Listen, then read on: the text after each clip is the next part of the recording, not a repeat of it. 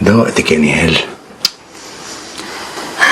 مصيبة يا طارق، لؤلؤ سربت خبر جوازكم، والخبر خلاص بقى ترند على السوشيال ميديا وكل البرامج والمواقع بتتكلم عنه. غيرت اتفاقنا وسربتي خبر جوازنا ليه؟ انا ما عملتش حاجه، وايدك اللي اتمدت عليا دي قسما بالله انا عيطك عليها. ما هو الغلط مش عليكي، الغلط عليا انا اني نزلت النزوله دي. نزلت النزوله دي؟ طبعا كان لازم ابقى عارف كويس قوي اني هبقى اهبل لما اسمع كلمه من واحده زيك، واحده ما بيهمهاش غير نفسها، واحده تربيه ملاجئ. تربيه ملاجئ؟ صح، انا تربيه ملاجئ.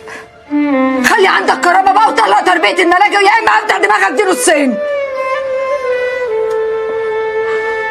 انت طالق.